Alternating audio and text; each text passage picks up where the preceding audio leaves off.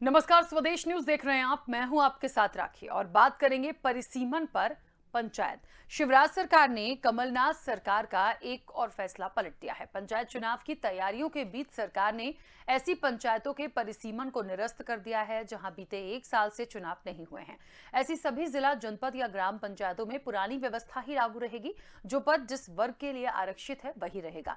इसके लिए सरकार ने मध्य प्रदेश पंचायत राज और ग्राम स्वराज संशोधन अध्यादेश 2021 लागू कर दिया है और इसी के साथ इस मसले को लेकर बीजेपी और कांग्रेस के बीच घमासान भी शुरू हो गया। शिवराज सरकार के कमलनाथ सरकार का फैसला बदलने के बाद अब कांग्रेस ने सवाल खड़े किए हैं कि क्या सरकार पंचायत चुनाव से डर रही है?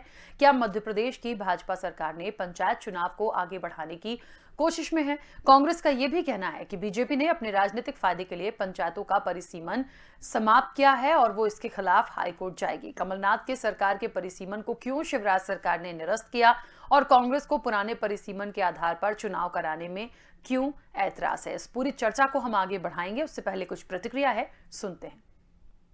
अध्यादेश कल जारी कर दिया गया है पंचायत चुनाव के बारे में, और उस अध्यादेश में जो पुराने वार्ड थे, चूंकि नए वार्ड जो कांग्रेस बीच में सरकार आई थी उसने बनाए थे, उसके बाद एक साल तक चुनाव हो नहीं पाए, इसलिए वो स्वयं ही अग्राह्य हो गया था।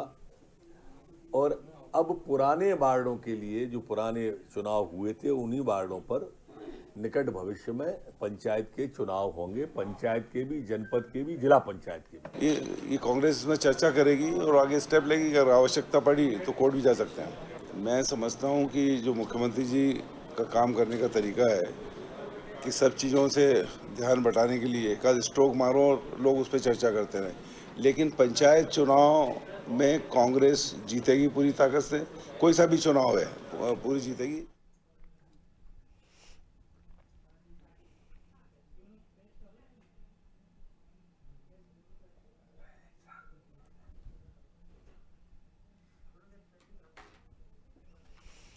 तो देखा आपने और सुना भी आपने कि आखिरकार किस तरीके से अब परिसीमन पर पंचायत हो रही है। देखिए, एक बात बहुत साफ है कि परिसीमन जो होता है वो चुनाव से पूर्व कराए जाने का प्रावधान है। ऐसी पंचायतें जहां परिसीमन तो हो गया लेकिन उसके प्रकाशन से एक साल के भीतर चुनाव नहीं कराए गए हैं तो उस परिसीमन को निरस्त माना जाएगा। इससे ठीक वैसी ही व्यवस्था लागू हो जाएगी जो परिसीमन के पहले थी।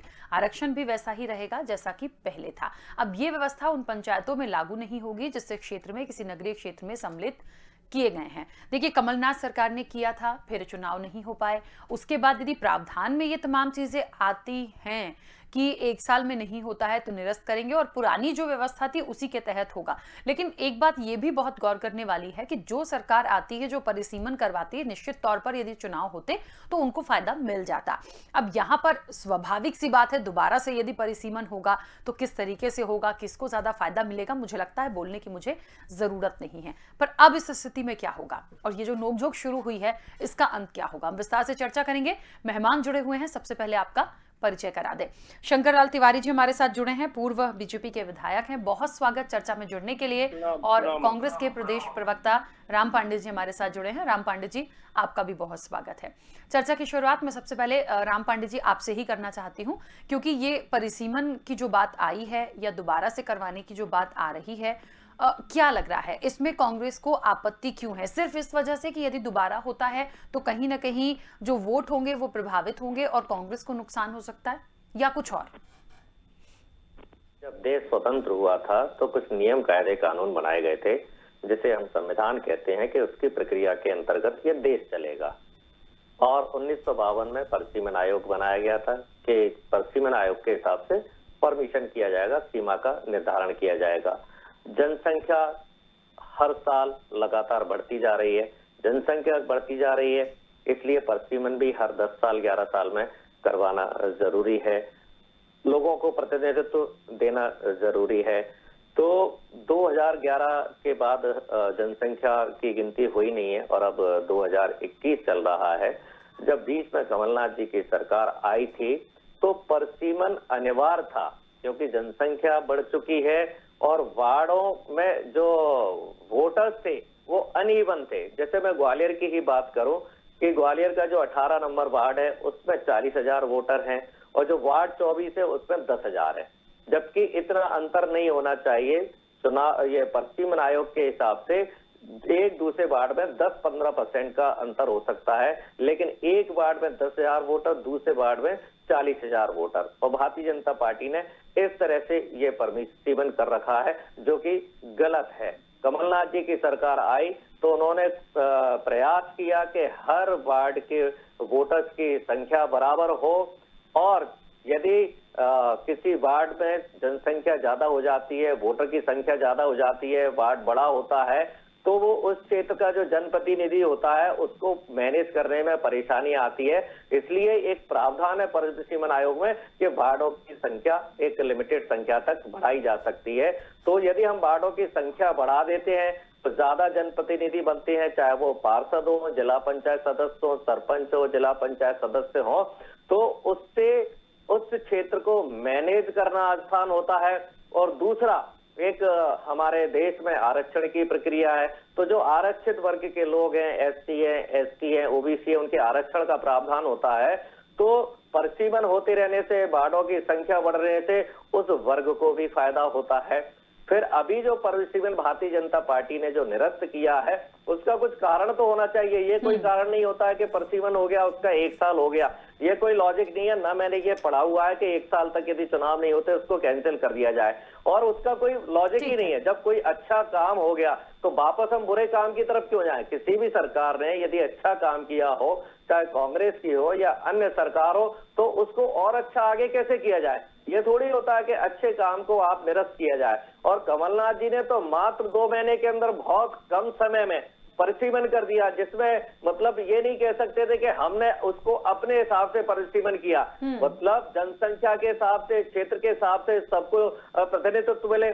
और जैसे जैसे ये चुनाव की तारीख बढ़ाते जा रहे हैं, वैसे वैसे अभी जो चुनाव की खासकर जो डेट बढ़ रही है वो ग्रामीण क्षेत्रों की बढ़ रही है, तो ग्रामीण क्षेत्रों का प्रतिनिधित्व तो कम होता जा रहा है। और ग्रामीण क्षेत्र में कौन रहता है? हमारे किसान रहते हैं। मतलब किसानों की उपेक्षा लगातार की जा रही है। हम अभी देख चुके हैं कृषि कानून में राम पांडे जी वापस आती हूँ। 14 महीने तक वहां किसानों को परेशान किया गया था। अब किसानों को जो कांग्रेस पार्टी ने अधिकार दिए, वो अधिकार भी छीनने का काम अब भारतीय जनता पार्टी द्वारा किया जा रहा है। चलिए शंकर लाल तिवारी जी, इस परिसीमन को दोबारा से करने का मकसद क्या है, और ये कारण कोई होना चाहिए? जैसे कि राम पांडे जी ने भी बोला, यदि जो पहले का परिसीमन है उसमें हो जाएगा तो कहाँ दिक्कत है, और ये क्या मतलब इतना जरूरी इस वक्त क्यों? देखिए, अभी आपने ही बताया कि वो शायद बहस मुश्किल है, पर मैं कोशिश कर रहा हूँ। आपने ही बताया कि 1 वर्ष यदि पूरा हो जाता है परिसीमन का, तो वो परिसीमन अपने आप मृत प्राय माना जाता है, माने उसका महत्व अपने आप समाप्त हो जाता है। और इस नाते मैं एक बात जानना चाहता हूँ, आपने भी पूछा है और उसका उत्तर नहीं आया। किसानों पर अत्याचार और किसानों के साथ धोखा और SC ST वर्गों के साथ धोखा, जबकि देखिए कितनी कपोल कल्पित बात है ये कि परिसीमन चाहिए हो चाहे वो वार्डों की संख्या अनुपातिक रूप से जो तय है। महिलाओं को शिवराज सिंह जी ने, बीजेपी की सरकार ने 50% का आरक्षण दिया था। फिर इसके बाद वो आरक्षण उतना ही रहना है, चाहे परिसीमन ये रहे, चाहे वो रहे, चाहे कोई नया है। ओबीसी वर्ग का, SC ST वर्ग का आरक्षण उतने वार्डों का रहने ही है। जो भी वार्ड होंगे उसमें जो गणित है उसके हिसाब से, तो ना तो SC ST वर्ग को कोई छलावा ठगा जा रहा है, लूटा जा रहा है, न कांग्रेस की कोई बात है। ये पंचायत चुनाव पर शायद आज की भेंट। मैं एक बात कहना चाहता हूँ कि जो ये कांग्रेस का विरोध है परिसीमन के मामले में, मेरी तरफ से एक ही वजह है कि कांग्रेस के मित्र हार का बहाना ढूंढेगा। वो अभी से ही वो जानते हैं कि पंचायत चुनावों में उनको असफलता ही बिल्कुल अवश्यम भावी है, और इसलिए उन्होंने पहले से ही हार के कोई न कोई बहाने मिलने चाहिए। और एक बहाना उन्होंने ढूंढ लिया कि परिसीमन, अरे जब ये नियम है कि 1 वर्ष के अंदर अगर वो नहीं होता तो गिरफ्ता है। परिसीमन हो या चुनाव हो, चुनाव राज्य आयोग कराता है, परिसीमन की भी अपनी संस्था परिसीमन करने के उसके नियम तरीके हैं। कांग्रेस तो आज भी हार के डर के मारे सिर्फ हाई कोर्ट और अन्य तरीकों से चुनाव को आगे बढ़ाने के चक्कर में है। मेरा अपना सोच ये कहता है। अब कांग्रेस, ये तय है कि कांग्रेस ये नहीं चाहेगी, जब वो अभी 3 जगह विधानसभाओं में हारी है, लोकसभा में हारी है, वो नहीं चाहेगी कि इस परिप्रेक्ष्य में चुनाव हो। और चुनाव शंकरलाल तिवारी जी, मुझे ऐसा लगता है कि परिसीमन कांग्रेस ने किया हो या बीजेपी ने किया हो, यदि कांग्रेस की सरकार अभी होती, क्योंकि पहले परिसीमन था तो बदलाव नहीं होता, लेकिन यदि पार्टी बदल कर आई होती, सरकार बदल कर आई होती, तो शायद कांग्रेस भी ये कर रही होती। सवाल ये है कि कहीं ना कहीं मुझे एक संदेह जो हो रहा है कि परिसीमन जिसकी सरकार के वक्त होता है वो यही सोच के करवाते हैं कि हमको फायदा मिल जाएगा तो हम उस हिसाब से परिसीमन करें, और इसीलिए शायद कांग्रेस को अभी आपत्ति है। आप बहुत ठीक कह रही हैं राखी जी। सच ये है कि मेरा सवाल है, आपके सवाल से ही ये सवाल मैंने अब सोचा कि क्या कांग्रेस जो इतना तड़प रही है, फड़फड़ा रही है और विरोध कर रही है कि परिसीमन को कमलनाथ जी ने 2 महीने में कर दिया था। अरे भैया, परिसीमन कमलनाथ जी नहीं करते न शिवराज जी करते। परिसीमन की अपने एक नियम कानून है। और क्या आपने जब परिसीमन किया था, कमलनाथ जी ने 2 महीने में कर दिया था, तो उन्होंने कांग्रेस को फायदा पहुंचाने की नीयत से किया था क्या ऊपर सीमन? अगर फायदा पहुंचाने की नीयत से ऊपर सीमन नहीं था तो आज इतनी हाय तौबा क्यों मच रही है? मैं आपको जल्दी में कहना चाहता हूँ कि दंगल में कांग्रेस चाहती है कि अखाड़ा भी उसके मन का हो और रेफरी भी उसके मन का हो। तो ये समझ लें कि अखाड़ा तय करेगा चुनाव आयोग और रेफरी जो है वो भी चुनाव आयोग ही तय करेगा। अपने मन के नियमों से चुनाव नहीं होता। हाँ, कांग्रेस को लगता है कि हम चुनाव में हारेंगे, वो गुहार मार के कह रही है। आज कांग्रेस के बड़े नेताओं ने कहा है कि हम हाईकोर्ट जाएंगे। संविधान की झूठी दुहाई देने का कोई अर्थ नहीं। संविधान के अनुरूप लोकसभा, विधानसभा के चुनाव, पंचायत के चुनाव, नगर पालिकाओं के चुनाव बहस हो रही है। पंचायत चुनाव अपन ने एक उदाहरण सुना कि वो फलाने ग्वालियर में और इतने हजार वोटों का एक वार्ड है, इतने हजार वोटों का एक वार्ड है।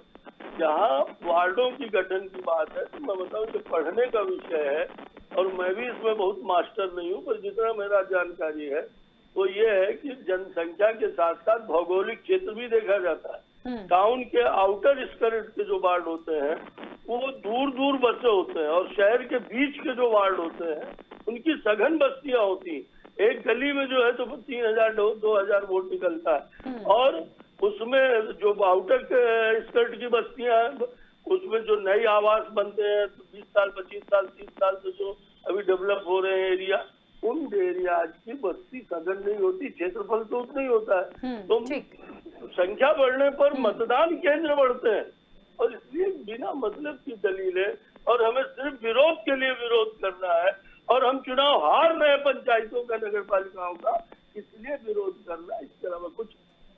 ठीक है, राम पांडे जी अपनी बात रखिए। देखिए, इन्होंने ये नहीं बताया कि परिसीमन निरस्त करने के फायदे क्या हैं। बकवास 10 मिनट की कर दी है। ठीक है, अभी इन्होंने कहा कि जब परिसीमन आयोग में ये प्रावधान है कि 10 से 15% वोटर्स की संख्या में अंतर नहीं होना चाहिए। भाई, क्षेत्रफल बड़ा होगा तो जनसंख्या भी तो बढ़ेगी और उसको तब तक बढ़ाते जाओ जब तक जनसंख्या का अनुपात बराबर ना हो जाए। जो डेंस एरिया है उसका एरिया कम होगा, जो डेंस नहीं है उसका एरिया ज्यादा होगा, लेकिन जनसंख्या तो बराबर की जा सकती है ना। तो इसके फायदे वो नहीं बता पा रहे हैं और फिर आपको लगता है हार जीत, तो फिर उसकी घोषणा क्यों नहीं की आपने? ये परिसीमन निरस्त किया है, साथ ही साथ ये घोषणा कर देती चुनाव कब होंगे। कोरोना का भी बहाना नहीं है, 1 साल में विधानसभा के 2 उपचुनाव हो गए। जब आप विधानसभा उपचुनाव करा सकते हैं तो जिला पंचायत और नगर निगम के आपने चुनाव 1 साल से क्यों नहीं करा रहे हैं? मतलब 1 साल से आप जिला पंचायत और नगर निगम के चुनाव बढ़ा रहे हैं, तो फिर हार का डर किसको है? क्योंकि कोरोना का तो कोई मतलब नहीं रह गया है। कोरोना काल में पूरे देश में, मध्य प्रदेश में उपचुनाव विधानसभा और लोकसभा के हो चुके हैं। बंगाल के चुनाव हो चुके हैं कोरोना काल में, जहां मोदी जी ने लाखों लोगों की रैलियां करके लोगों को कोरोना संक्रमित किया। तो बात यह है कि चुनाव हारेंगे जीतेंगे ये तो जनता को पता है कि जनता किसको वोट देगी, या ईवीएम मशीन को पता है, ईवीएम सेटिंग करने वालों को पता है। मुझे और आपको नहीं पता है कि जनता किसको वोट देगी। और अभी जो चुनाव हुए हैं, उपचुनाव हुए हैं देश में, 29 में से मात्र 7 विधानसभा आप जीते हो, कांग्रेस 8 पर जीती है। 3 लोकसभा में से आप 2 लोकसभा आ रहे हो, 1 लोकसभा कांग्रेस जीती है। उत्तराखंड में आप 4-5 लाख से जीते थे, वो सीट हार गए। आप खंडवा की जो 3-4 लाख से जीते थे, मात्र 80,000 रह गए। तो हर जगह या तो आप पूरे देश में हारे हो या आपका वोट प्रतिशत कम हुआ है। उसके बाद ही आपने डीजल पेट्रोल के 50 रुपए बढ़ा के 5 रुपए कम किए, और उसके बाद भी 14 महीने से जो किसान बैठे थे उनको आपने प्रताड़ित किया। खालिस्तानी, पाकिस्तानी, मवाली, गुंडा, नक्सली, पता नहीं क्या क्या बोला। तो चुनावों में, आगामी चुनावों में, खासकर यूपी चुनावों में हार को देखते हुए आपने किसान कानूनों को वापस लिया। जो कह रहे थे आप किसी भी परिस्थिति में वापस नहीं लेंगे। किसी मंत्री को नहीं पता कानून कब बन गए, किसी मंत्री को नहीं पता कानून कब खत्म हो गए। एक आदमी टीएमसी बनाकर कहता है बन गए और खत्म हो गए। तो चुनाव का हार आपको है, हमें चुनाव जीतने और हारने का डर नहीं है। हम तो अपना सच्चाई से काम करते हैं।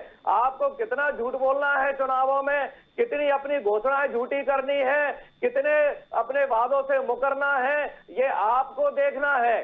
प्रधानमंत्री ने किसानों से एक दिन 1 घंटे भी बात नहीं की। राम पांडे जी, अच्छा एक बात बताइए, राम पांडे जी, आदमी किसानों से बात नहीं करता है, प्रश्न तो सुनिए। चुनावों से क्या मतलब रखेगा? पंचायत चुनावों में किसानों को अधिकार मिलता है, और ये अधिकार कांग्रेस पार्टी ने दिया था।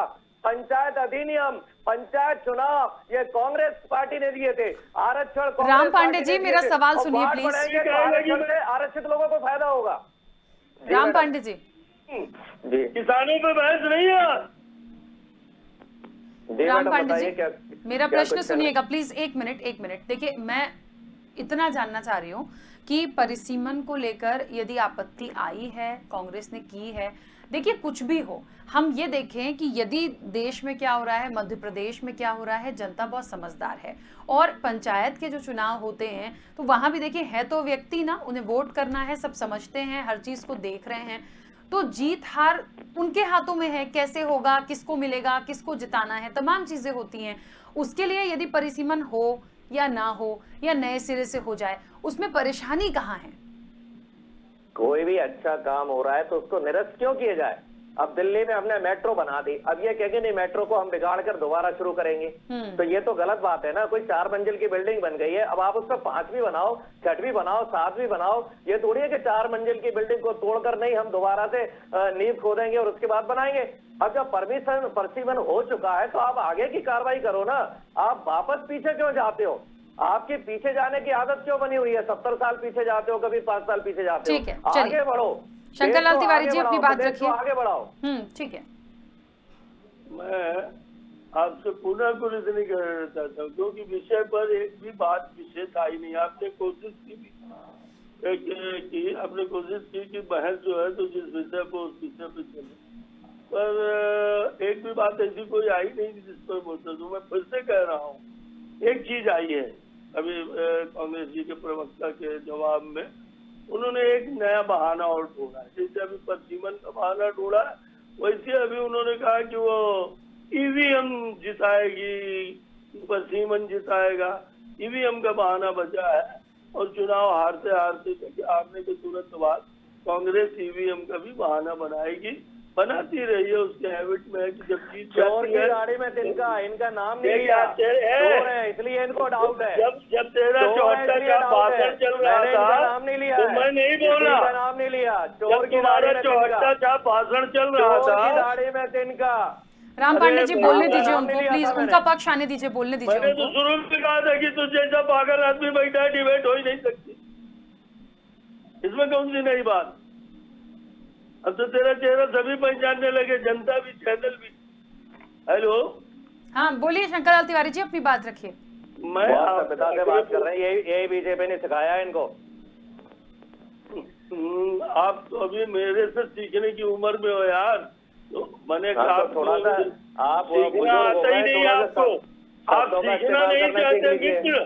मैं तो अपनी बिटिया राखी से भी सीख रहा हूँ, आपसे भी सीख रहा हूँ। अब पक्का मानिए कि जब आपकी तरह का चप्पल बेल फंस जाए तो मुझ जैसे आदमी को भी कैसे। चलिए कोई बात नहीं, व्यक्तिगत मत होइए, विषय पर आइए। ठीक है बेटा, मेरी मजबूरी है बहन, ये आए दिन जब बैठते हैं आप इनका चैनल रिकॉर्ड देख लीजिए। मेरे को भी इन्होंने पशु बना दिया अपनी भाषा का। मैं आपसे आग्रह पूर्वक कह रहा हूँ कि एक बहाना परिसीमन, दूसरा बहाना ईवीएम अभी निकल करके आया। आपने बार बार बताया कि परिसीमन अपने आप मृत प्राय माना जाता है, और एक वर्ष यदि उसका उपयोग नहीं होता है, चुनाव नहीं होते हैं, और फिर यदि इनको कुछ लग रहा है तो ये जाकर के चुनाव आयोग से, राज्य चुनाव आयोग से या अन्य तरीके हैं प्रमुख विपक्षी दल है, और सवाल ये नहीं है तो उसमें कोई बड़ी, आपने बड़ा बहुत अच्छे ढंग से विवेचनात्मक तरीके से कहा कि जनता को वोट देना है, और जनता आजकल दूरसंचार माध्यम और सारे संसाधन इस ढंग के हैं कि गांव-गांव में नौजवान व्हाट्सएप चला रहा है, उसे सब मालूम है कौन कितना ईमानदार है, कौन कितना बेईमान है, कौन कितने विकास के काम करने वाला है, कौन किसानों का हित करने वाला है, किसने किसानों का हित किया है, किसने किसानों को चिंता की है या गांव के रहने वालों की। तो इस स्थिति में भी पर मेरे को तो सिर्फ मालूम है कि मैं हारूंगा। अब बात हो रही है मध्य प्रदेश के पंचायत चुनाव की, अपन हवा में लट चला रहे हैं कि पूरे देश में। भैया ये उपचुनाव विधानसभा के और लोकसभा के छोटे चुनाव होते हैं, कम जगह होते हैं, तो ये कराए जा सकते हैं, पर पंचायत चुनाव की तैयारी सरकार को पूरे राज्य के अंदर एक एक पोलिंग में करानी पड़ती है, और ग्रामीण अंचल के मतदाता इसमें शरीक होते हैं, इसलिए उनकी पोलिंग बढ़ाना, उनका सारा इंतजाम की बहुत दूर उन्हें नहीं जाना पड़े, व्यवस्थित भवनों को व्यवस्थित करना, टॉयलेट व्यवस्थित करना, और कोरोना अभी गया नहीं है, कोरोना जिस स्थिति में है उसकी जितनी गाइडलाइन अपन पलवा सके आम आवाम से, ये सब करना।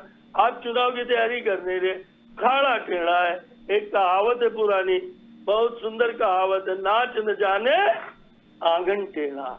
और इसलिए मैं इतना ही कहना चाहता हूँ कि जो परिसीमन की बात को लेकर के कांग्रेस छाती पीट रही है, हाय हाय हम न हुए, ये जो कर रही है कांग्रेस, ये सिर्फ हार का बहाना है, और इसको मालूम है कि पंचायत चुनावों के बाद मध्य प्रदेश से कांग्रेस से कमलनाथ की छुट्टी होने वाली है।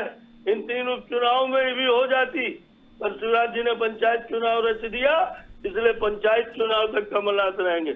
और मैं सोचता हूँ दिग्विजय सिंह जैसे लोगों की लॉटरी खुलेगी, क्योंकि दिग्विजय सिंह का एक सूत्री कार्यक्रम है कि कांग्रेस में कोई बड़ा नेता न रहे मध्य प्रदेश में। ज्योतिरादित्य को उनने पहले चेक कर लिया, अजय सिंह जैसे और अरुण यादव जैसे नेताओं को वो तिरस्कृत करके साइड लाइन में किए, हाशिए में डाले हुए हैं, और जिस दिग्विजय सिंह ये अकेले लगे हैं मिल करके कमलनाथ को मारने में। और पंचायत चुनाव में कांग्रेस के हार के बाद कमलनाथ मध्य प्रदेश से जाएंगे, दिग्विजय सिंह रहेंगे कि और कोई नया आएगा, गॉड नोज। पर पंचायत चुनाव में पत्थर की लकीर है, और इतिहास रहा है, नगरीय निकाय चुनाव में हमने 13 की 13 नगर निगमें जीती है, 13 की 13। कहाँ रहते हो? पंचायत चुनावों में भी हमारे 99% जिला पंचायत अध्यक्ष और जनपद पंचायत अध्यक्ष रहे, और वो परिसीमन के कारण, नाच न जाने आंगन टेढ़ा के कारण नहीं रहे। ठीक है तिवारी जी, बीच में रोक रही हूँ, राम पांडे जी अपनी बात पूरी कीजिएगा जल्दी से। देखिए, इनकी औकात 2 सीटों की, 1952 में 2 थे, 1984 में 2 थे, ये दंगे कराकर कुछ जीत लिए, इनकी औकात 2 सीटों पर वापस होने जा रही है। और अभी मोदी जी आए थे, शिवराज जी को हाथ पकड़कर पीछे फेंक दिया था, शिवराज जी को धक्के मारकर हाथ पकड़कर पीछे फेंक दिया था। शिवराज जी की क्या औकात है मोदी जी के सामने आपने देख ली, नड्डा जी की क्या औकात है, और खुद इनको टिकट नहीं मिला है दोबारा से। कांग्रेस के लोग इनकी पार्टी में जाते हैं, उनको टिकट मिल जाता है, तिवारी जी जाकर यहाँ गला फाड़ते हैं, इनको टिकट नहीं मिल रहा है, इनको कहीं एडजस्ट नहीं किया जा रहा है, इनकी कोई पूछ परख नहीं की जा रही है, इनको तो प्रवक्ता तक नहीं बनाया गया है। ये तो पूर्व विधायक है, इसलिए आप इनको सम्मान में बुला लेते हैं, इनको प्रवक्ता जैसा पद तक इनको भारतीय जनता पार्टी ने देवसेना से दी समझा, इनकी खुद की इतनी बेइज्जती हो रही है। देखिए मुझे ऐसा क्यों लग रहा है कि आप लोग बार बार व्यक्तिगत हो रहे हैं, प्लीज विषय पर बात क्यों नहीं करते हैं? जी, इनकी कोई औकात ही नहीं है, इनमें डेली जूते पड़ते हैं, डेली इनमें जूते पड़ रहे हैं। अभी शिवराज सिंह जी को धक्के मारकर मोदी जी के बराबर में चल रहे थे, उनको पीछे फेंक दिया था। योगी जी अभी दौड़ लगा रहे थे उनके पीछे, नड्डा जी को चाहे अब हाथ पकड़। देखिए प्लीज, मैं यहाँ पर मैं बहुत कम इंटरप्ट करती हूँ सभी मेहमानों को, बहुत सम्मान आप लोगों का होता है, मैं बहुत कम इंटरप्ट करती हूँ कि बोलिए, आप लोग के जो भी थॉट है उसको यहाँ रखिए, पर व्यक्तिगत मत होइए। देखिए आप दोनों अपनी अपनी जगह पर सम्मानिए, पर इस तरह के शब्दों का इस्तेमाल मत करिए, ठीक है? 60 वालों को बुलाइए, 60 वालों को बुलाया करिए, ऐसे भौड़े लोगों को मत बुलाइए कि पूरे प्रदेश की जनता हंसे और मजाक अरे उड़ाए। पहले प्रवक्ता बनने की औकात नहीं है आपकी। चलिए ठीक है, मुझे लगता है समय की सीमा है और कुछ ज्यादा ही व्यक्तिगत हो रहे हैं। प्लीज राम पांडे जी चुप हो जाइए। सम्मान में चलिए, मुझे लगता है इस प्रोग्राम को मुझे यही विराम देना होगा। आप दोनों मेहमानों का बहुत शुक्रिया इस चर्चा में शामिल होने के लिए। तो देखिए, कहीं ना कहीं परिसीमन पर पंचायत, परिसीमन को लेकर लड़ाई झगड़े शुरू हो रहे हैं। आपत्ति दर्ज कराई गई है, दोबारा से इसकी मांग नहीं की जा रही है कांग्रेस की तरफ से। क्या होगा, जनता जनार्दन सबसे बड़ी है। देखिए, परिसीमन वापस हो ना हो, कुछ भी हो, जनता को जिसे चुनना है वो उसी को चुनेंगे। लेकिन यहाँ पर जो चर्चा हुई, वाकई में कई बार हमने देखा है कि राजनीतिक दल और विपक्ष मुद्दे से हटकर बात करने लगते हैं, लेकिन ये लोग मर्यादाएं भी भूल जाते हैं, जो कि वाकई में एक विषय पर जब हम बैठते हैं तो कहीं ना कहीं वो डिबेट किसी और एक मोड़ पर मुड़ जाती है। खैर, फिलहाल चर्चा में इतना ही। दीजिए इजाजत, नमस्कार।